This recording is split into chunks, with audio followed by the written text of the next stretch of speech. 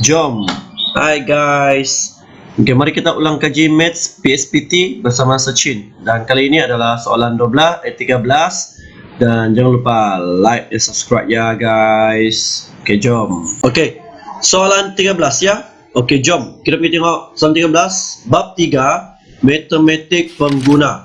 So soalan 13 ni dia melibatkan insurans, melibatkan insurans ada rumah ataupun kenderaan lah. So kita tengok 13 ni. Okey, jadi yang soalan 6 ni saya ambil contoh matematik pengguna dan insurans. Okey, ada dalam buku teks juga lah. Okey, kita tengok baca soalan. Encik Ismail ingin membeli insurans kebakaran untuk rumahnya.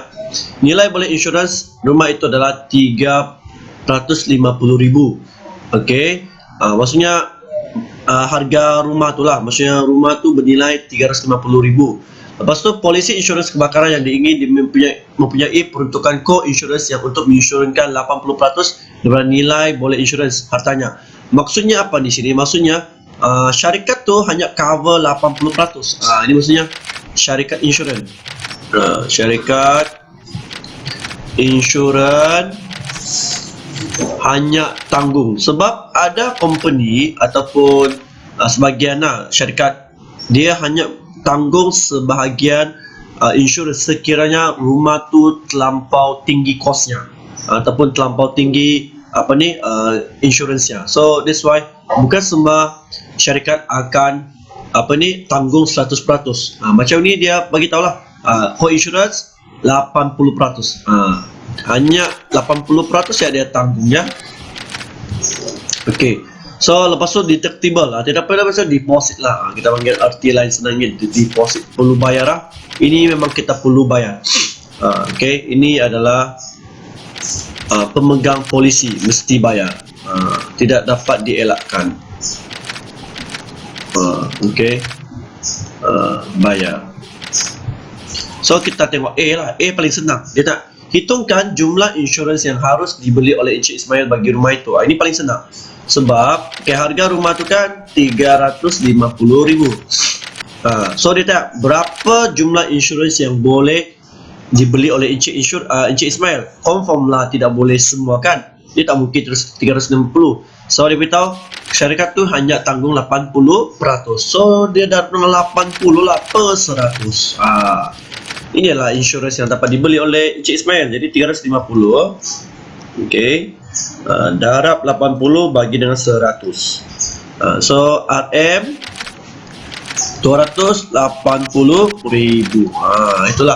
So inilah jumlah insurans yang boleh dibeli oleh Encik Ismail.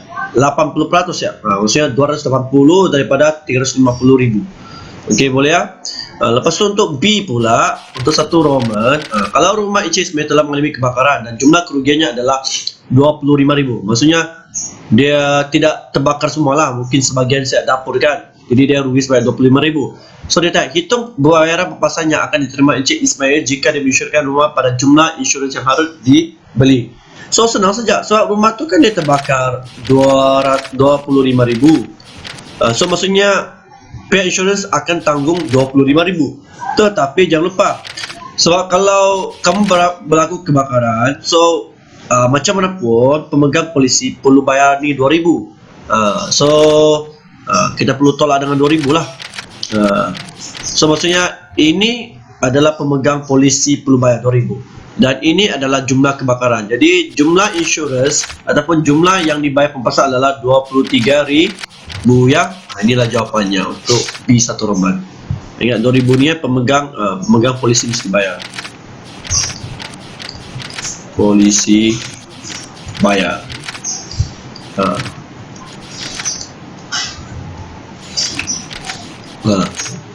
Okey jugalah kan. 25,000 kau cuma bayar 2,000. 23,000 tu masih tanggungan syarikat insurans. Okey, boleh ya. Lepas tu kita tengok C pula. B Roman ni tak payahlah, susah ya. Jadi saya nanti cakap lagi pening. Kita cari yang mudah-mudah saya dapat markah. Yang penting dapat point. Okey, kita tengok C. Rumah Encik Ismail telah mengalami kerugian menyeluruh. So jika dia menginsurkan rumahnya dengan jumlah 200,000, hitung bayaran papasan yang diterimanya.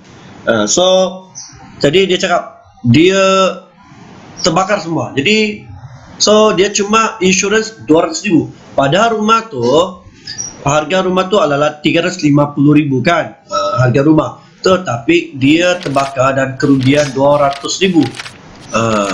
Lepas tu berapalah pampasan yang diterima? So maksudnya terbakar semua kerugian 200,000. So kau mesti tolak dengan 2,000. So 2,000 ni mesti anda yang tanggungkan. Pemegang polisi bayar.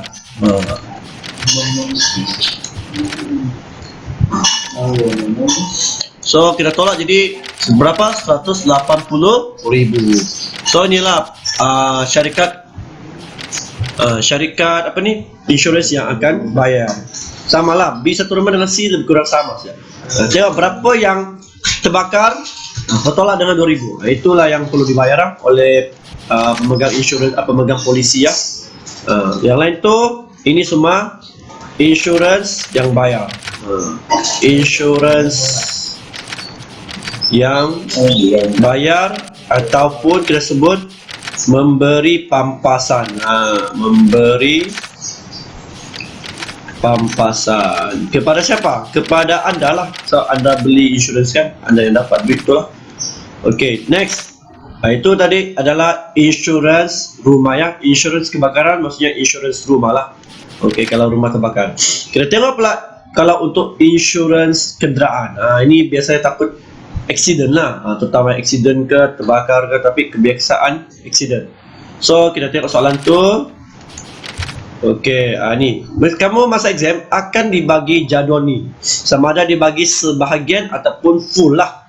Okey, tengok macam mana, sama ada dia mau bagi full macam ini ataupun dia cuma bagi kapasiti enjin yang terlibat sahaja.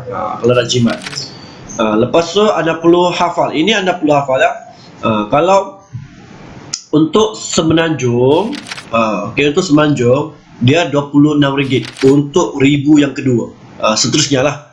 Tapi untuk Sabah Sarawak, okey, kalau 1,000 yang kedua, maksudnya kalau 1,000, 2,000, 3,000, dia perlu darab dengan RM20.30.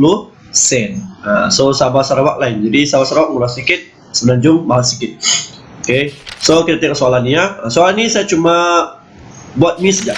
Okey, kita cari polisi komprehensif. Ini tak payah, yang lain ni tak payah, jimat masa saya. So kita nak cari polisi komprehensif. Polisi komprehensif maksudnya lengkap. Mesti ingat kan, dia mesti semuanya ada. Semuanya ditanggung. Okey, so kita akan kira lah. Okey, so macam kira, jadi kita akan kira premium yang perlu dibayar. So pertama kita cari dulu apa kapasiti kereta kita. Kereta kita 60,000, 5 tahun. Kapasiti, ini penting, 1,600 dan ACD 25%.